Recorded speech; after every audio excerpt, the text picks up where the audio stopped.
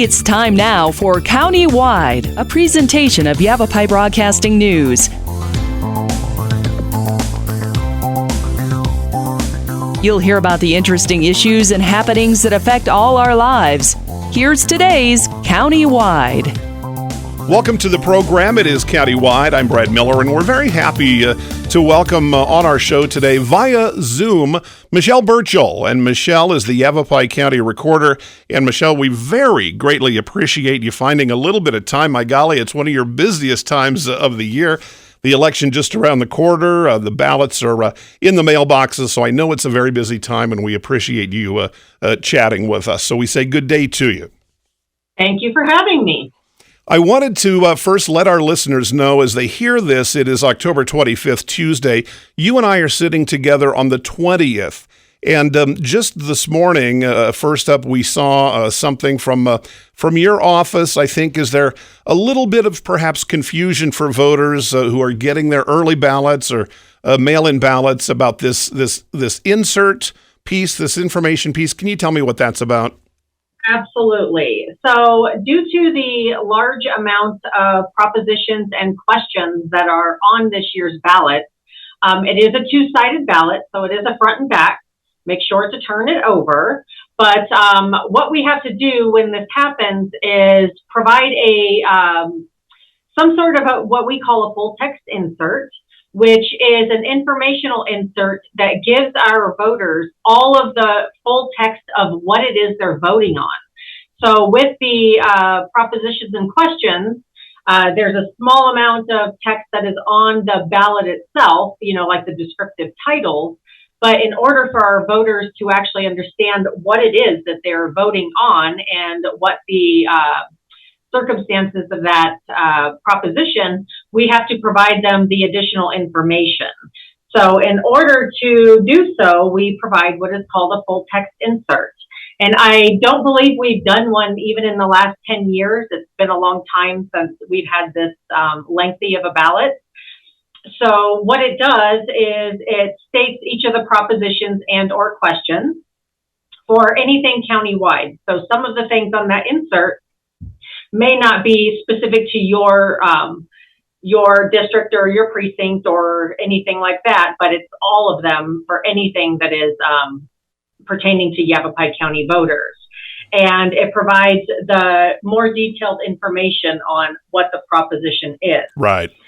The propositions are actually located on the second or the back side of the ballot, and that's where you will actually make your selections.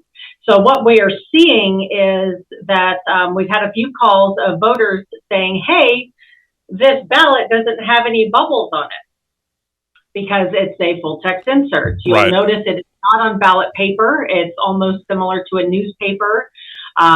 It's folded up. I would say it's the size of like a small courier newspaper. Yeah. And it states on the top that this is a full text insert and for informational purposes.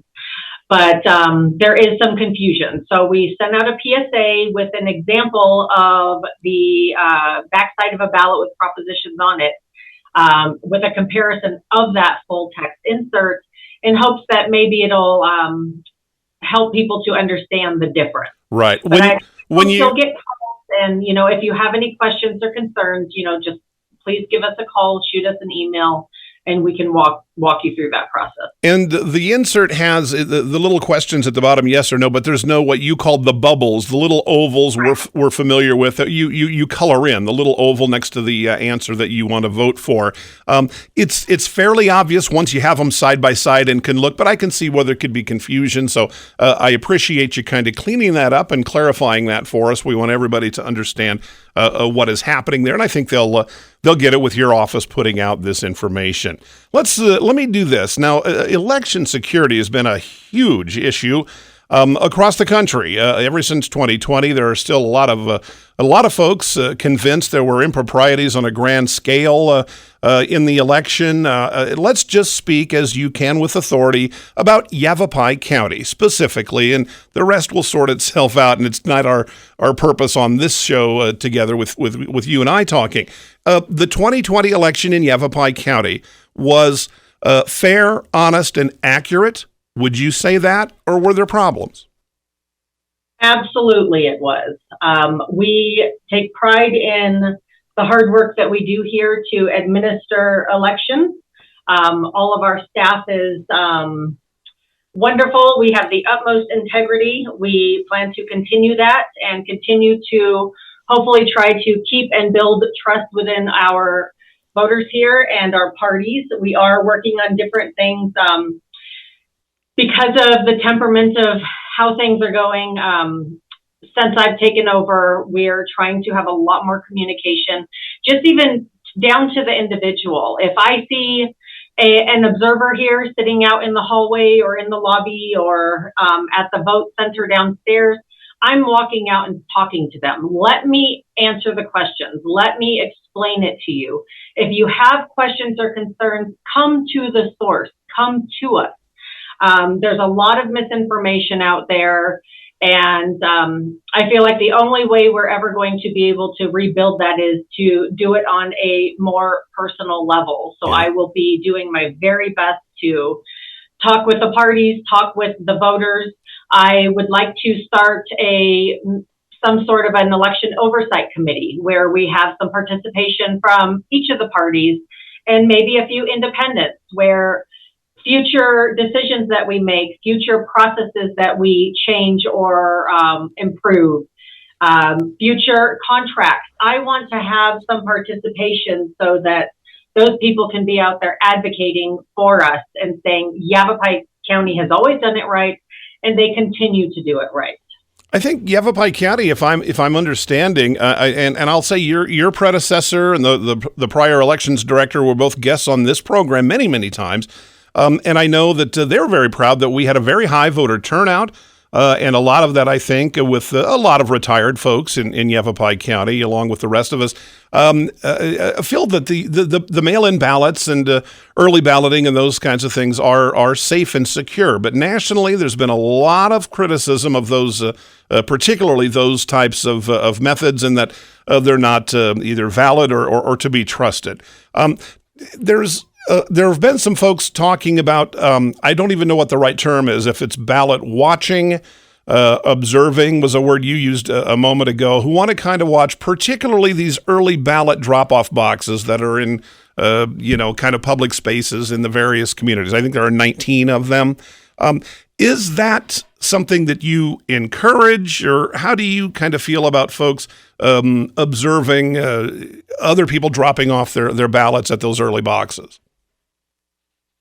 Well, I don't believe that the intentions are bad on the people that are wanting to do this and promote watching the ballot drop boxes. I understand why. They're concerned. They feel like things may have happened or have happened, especially in other counties, and they want to ensure that here in Yavapai County, they're protecting the vote. So I understand the reasons why they feel that they want or need to do this. Mm-hmm. But I also have to look at it from the standpoint of all the other voters. I believe in the primary, we had over 42,000 people use the drop boxes. Yeah. I personally have always said, if I choose to vote a mail-in ballot and I'm going to return it, I'm personally more comfortable knowing I'm putting it in a drop box where there is a bipartisan team that has been vetted, gone through a background check,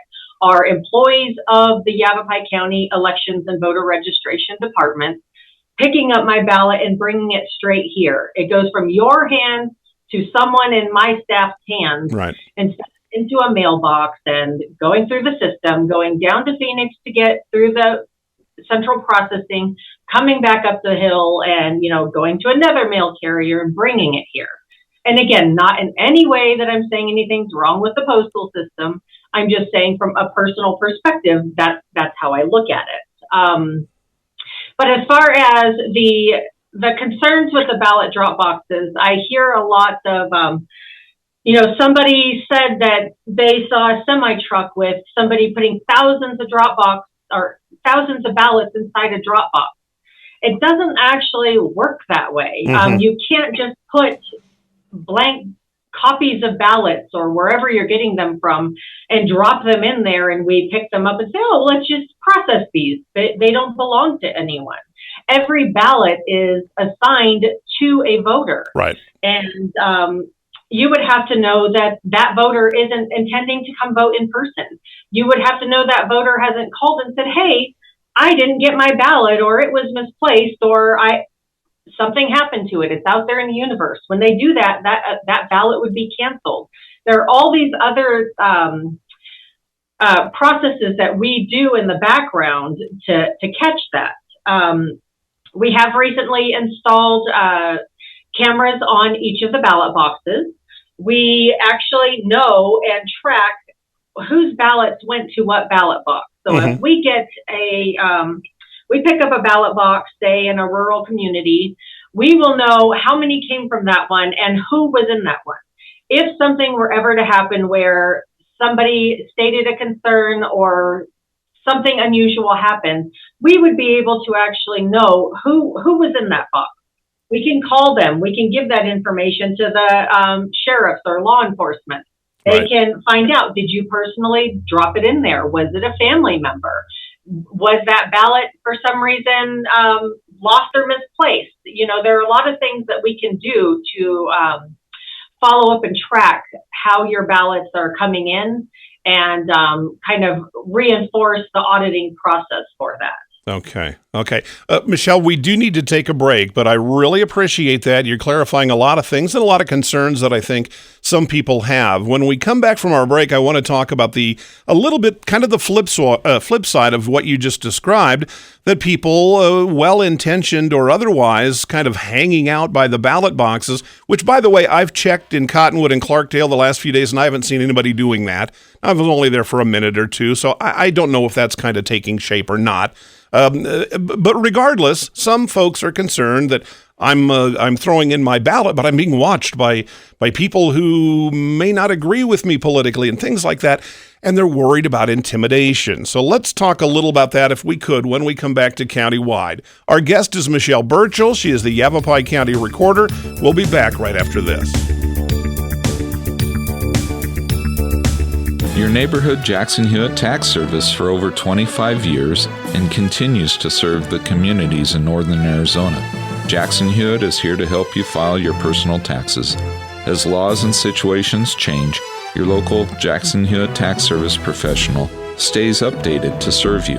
Drop off or make an in-person appointment. In Flagstaff, call 213-8626. That's 213-8626. That's 213-8626. The award-winning experts at Verde Solar Services offer the trusted Carrier products that help you customize a solution to fit your budget. Verde Solar is a family-owned business serving the Verde Valley for 38 years with the Carrier products you can rely on. Carrier AC systems are trusted to bring energy-efficient, quiet, consistent comfort. Call 928-567-5315 for a free assessment of your AC and air quality needs. Verde Solar Services, online at verdesolar.com, a factory-authorized Carrier dealer. Don't let concerns about today's events derail your long-term financial strategy.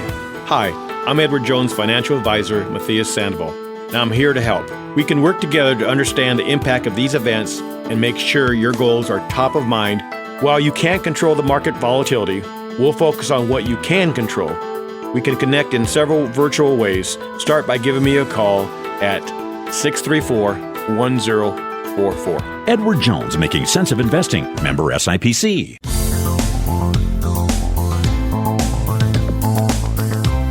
Welcome back to the program. I'm Brett Miller. It's Countywide. And again, Michelle Burchill is the Yavapai County Recorder.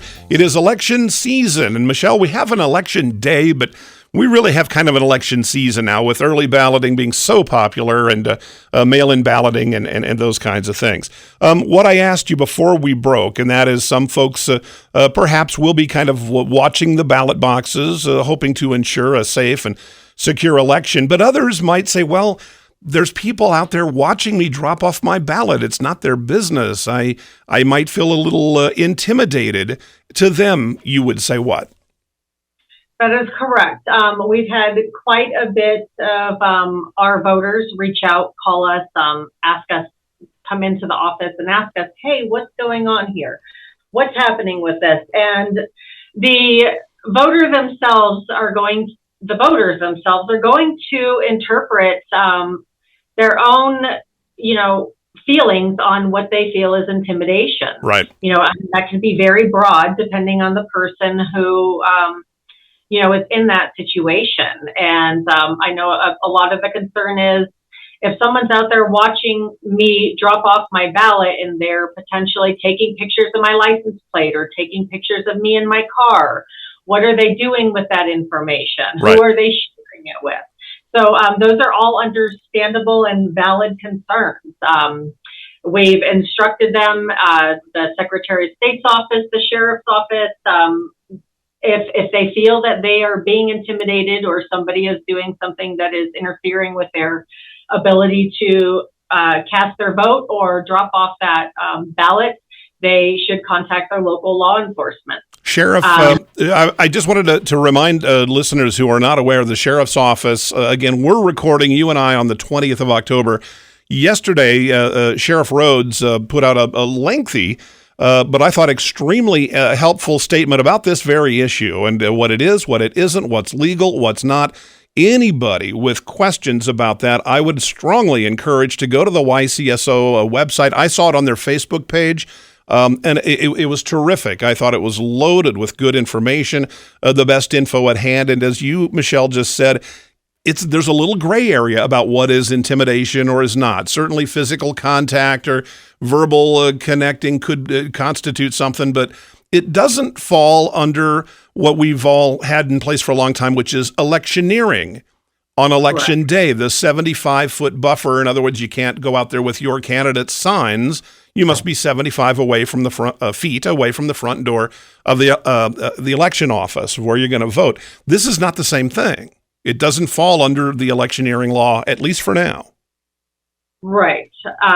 There is no official language as far as electioneering is concerned.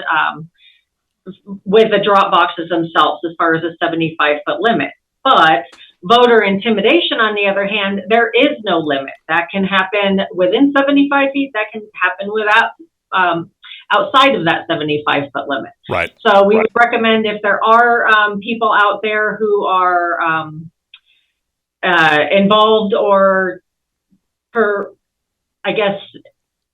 doing these type of drop box watches, keep that in mind. You can feel intimidated from 100 foot away, from across the street. It really, again, is kind of in the hands of that voter on how that's interpreted. The 75-foot limit definitely applies to anything or any ballot box that's within that vote center. So we have 3 early voting sites right now, and 2 of them have a ballot box located outside of our offices, and those fall within it. They are within that 75-foot limit. But again, even if someone is standing outside of that 75-foot limit, if it has to do with intimidation, that again is in the hands of the voter to report that. Right. Okay. Let's take we need to take our final break. When we come back, there's a lot of folks that seem to feel that doing away with early and mail-in balloting, voting on election day only, and using paper ballots is the solution to ensure a fair, safe, and accurate election. I want to ask you that question when we come back to Countywide. Our guest, Michelle Burchill, Yavapai County Recorder, and we'll finish up right after this. Life changes, then it changes again. Predicting the unexpected in life is impossible. That's why it's called unexpected. So when it comes to financial goals, our philosophy is don't predict, prepare. Hi, I'm Edward Jones financial advisor Matthias Sandoval. A job loss, change in health, or a loss of a loved one can have a big impact on your family's financial security. Let's work together to help make sure you're equipped for life's unexpected events. Call our office to schedule a face-to-face appointment. Edward Jones, making sense of investing. Member SIPC. Verde Solaire, your hometown heating, air conditioning, and plumbing company in the Verde Valley for 38 years, and your trusted North Central Arizona Goodman dealer. Goodman is a name you can trust, designed, engineered, and built in the USA. Verde Solar offers free in-home estimates on systems that are quiet and affordable. Verde Solar is locally owned since 1983 and available for all your heating, air conditioning, and plumbing needs. Call 928-567-5315. Visit them online at verdesolar.com. Better, cleaner, faster. Taxes, taxes, taxes. It's that time again. This is Lewis with Rice Accounting Jackson Hewitt Tax Service. We don't sell cars, we don't do hair or wait tables. We do taxes. At Jackson Hewitt Tax Service, we talk taxes and we prepare taxes. Open year-round for tax filings. Jackson Hewitt Tax Service, located throughout northern Arizona. For over 20 years, our local preparers have helped neighbors pay their fair share and no more. Jackson Hewitt Tax Service in the Tri-Cities at 772-7872. That's 772-7872. Welcome back, Countywide. Brad Miller with you and Michelle Burchill, the Yavapai County Recorder, our guest today. And again, Michelle, we really appreciate you taking time in the busiest of seasons for you, election underway. So we appreciate you sharing a moment with us. Okay, that question, we've heard it. I've heard it more than a few times. People think that mail-in balloting and early balloting and even absentee balloting should be done away with. Let's go back to paper ballots like we did in school, and that will be the best way to secure an election and prove that it is fair, safe, and accurate. To that, you would say what? Well, I get a lot of people calling or emailing or saying, we need all paper ballots here. We are all paper ballots. Even when you go vote in person, right, and you're voting on an ADA machine, it really is a fancy pen. It is you selecting your votes, and it will print out what looks like a receipt, but that is an actual paper ballot. Mm-hmm. And you will be able to read what selections you actually chose. So we are all paper ballots. I know we're getting a lot of, we're seeing a lot of hand counts and the election day only voting and wait and don't vote until election day. And I always say I'm a what if kind of girl. What if you decide you're waiting to vote on election day, even though you have the 27 days to come vote early, come vote in person, if that's what you're comfortable with. But what if on that day you're sick, you can't leave work, there's an emergency, you get in a car accident? I mean, there are a million things that potentially can prevent you from going in on that day. So I think it's very generous, and it's a great thing that Arizona provides so many ways for people to vote. And if you don't want to vote by mail and you don't want to use a drop box, you don't want to vote early in person, that's your choice. That's every voter's choice. Again, in the primary, we paid attention, like, are there differences? Did we notice a drop in our Dropbox usage? And we didn't. We actually had 42,000 people vote using a Dropbox. Yeah. Right now, today, we've had 14,000 ballots returned either by mail or in a Dropbox just in this last few days since early voting started. We've had 518 in-person voters come vote at one of the 3 early voting locations. I just want to really quickly slip in again. You and I are talking on October 20th. So by the time we air on the 25th, those numbers will change if people kind of see or realize that. But that's strong voter turnout, and isn't that really the reason why mail-in, early balloting, absentee balloting were adopted really by so many jurisdictions across the country, including Yavapai County? If we went to the just the paper ballot on election day only, would you probably expect to see voter participation decline, perhaps dramatically? It could. I mean, we do have a large senior population where we have large amounts of territory here where it may not be as convenient, or it may be a hardship for some people to drive to a vote center. We have 27 of them throughout the county, but, there's still quite a bit of drive depending on where you reside. Right. So I know that's something that will probably be a hot topic in the next legislative session. And we're all just going to watch and see what our elected officials decide they feel is best for Arizona. But I'm sure they are paying attention to the statistics and paying attention to the trends of how people vote. Undoubtedly. All right, Michelle, again, I really appreciate your time. There's a million more questions I could ask, but I'm going to let you get back to running the election. It is underway, voting in Yavapai County and across Arizona, indeed across the country. Election day is November 8th. If you do not vote early, absentee, mail-in, whatever it is. Michelle Burchill, Yavapai County Recorder, we appreciate it. I'm Brad Miller. It's countywide, and we'll see you next time.